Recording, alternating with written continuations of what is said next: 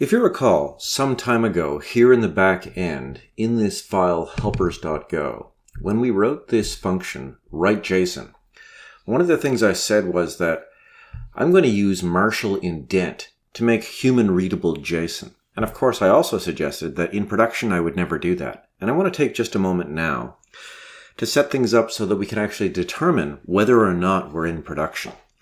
So to do that, we're going to set an environment variable. Now, we're going to make a change to the make file. And I'll do the one for Mac and Linux first, and then I'll do the Windows one next. Okay?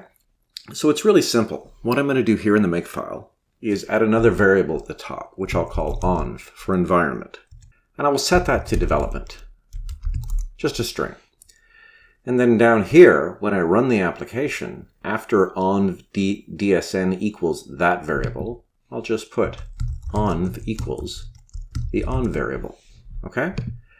And that actually will set the environment variable every time I run make run. So that's the version for Mac and Linux. Now let's do the Windows version. Okay? And unfortunately, since I'm on a Mac, there's no syntax highlighting, no nice colors here. But again, the process is pretty much the same. I'll set a variable here at the top, same as I did before, env equals development. And then down here, in the run section, I'll just add a new line, make sure that has a tab, as it has to have, and I'll type set env equals env. And close my quotes. And there's the make files all set up.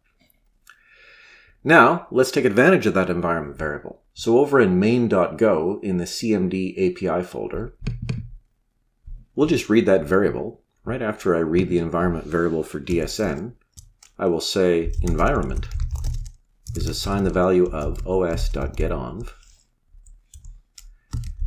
env, the one we just set up. Okay? And in the type application, up at the top of this file, I'll put another field in here. Environment will be a string. Okay? So I'll save this.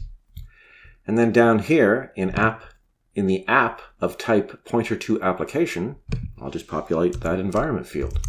Environment is now set to environment, that variable I just created up on line 37. So now it's available in the application config, which means I can go over to helpers.go and find that write JSON function. So at the top of this function, I'll declare a new variable, var output, and that's going to be a slice of bytes. And that'll just do an if statement. If app.environment is equal to development, and I'll close that down here, and indent this, and indent that. And all I'll put here is I'll assign the variable output the value of out that I got from line 35. That's what happens if we're in development. Otherwise, if that's not set to development, I'll do a very similar thing. I'll copy all of this and paste this into here. And instead of Marshall indent, I'll take away the last two parameters and make this just JSON Marshall.